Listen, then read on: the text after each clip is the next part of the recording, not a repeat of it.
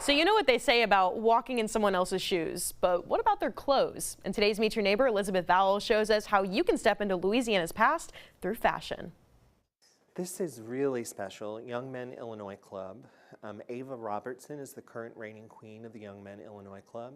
Imagine history you can hold. So this dress doesn't actually close at the shoulder line. It attaches to an armature. The theme was From Russia with Love. He worked often with mills, mostly in Europe, in Italy and France, to create custom fabrics that he then used. Louisiana's Textile and Costume Museum is full of treasures just like that from Louisiana's past.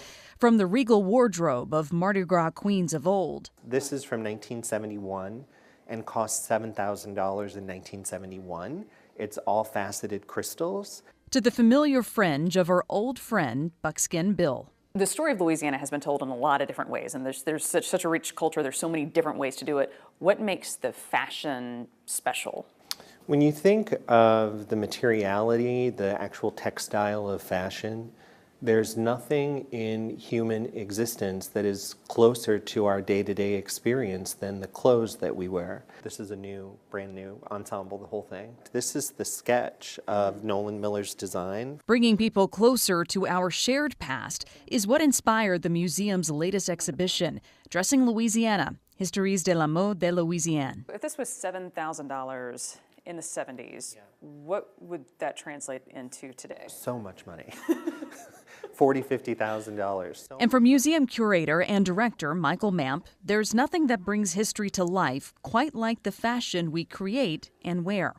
When you think of someone in your life who maybe has passed away and you hold on to a piece of jewelry or a garment or a scarf, you feel connected to that person when you touch that object, and that's very much the same in this example of utilizing clothing as part of a museum exhibition.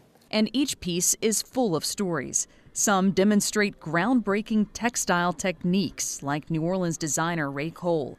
Others, like the Louisiana First Lady collection, show how fashion can even be symbolic. In a way, those clothes across time embody the experiences of the wearer, and by presenting fashion as material culture or as an artistic object, it allows us to bring along those stories with it of the experiences that the people had when they were designing, making, or wearing the clothing. So the museum is waiting for you to take your own stroll down Louisiana's memory lane. Elizabeth Vowell, WAFB 9 News.